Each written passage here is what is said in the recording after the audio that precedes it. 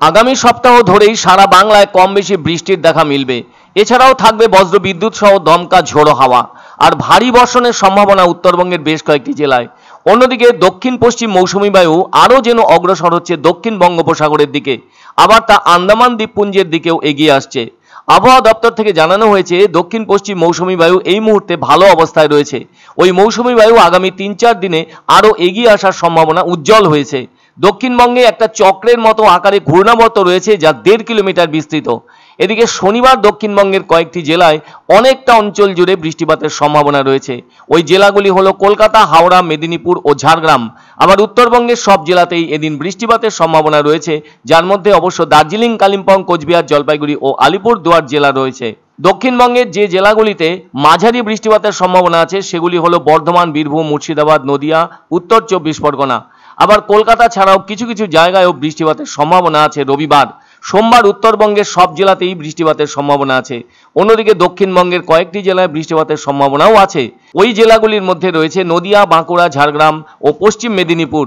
তবে কলকাতা সহ তার পার্শ্ববর্তী এলাকাতেও বৃষ্টিপাতের সম্ভাবনা রয়েছে। মঙ্গলবারও উত্তরবঙ্গের সব জেলায় বৃষ্টির সম্ভাবনা আছে।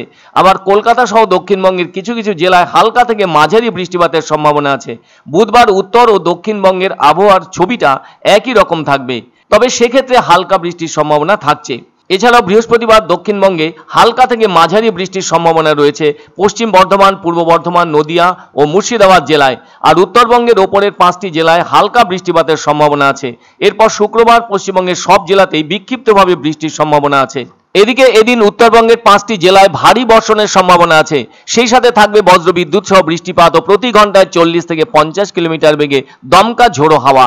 সেজন্য হলুদ সতর্কতা জারি করা হয়েছে। এছাড়াও কমলা সতর্কতা জারি করা হয়েছে উত্তর দিনাজপুর ও মালদায়। ওই দুটি জেলায় আবার প্রতি ঘন্টায় 40 থেকে 50 কিলোমিটার বেগে ঝোড়ো হাওয়া বয়ে যাবে। এদিকে এদিন দক্ষিণবঙ্গের প্রত্যেকটি জেলায় বজ্রবিদ্যুৎ সহ হালকা বৃষ্টির সম্ভাবনা আছে।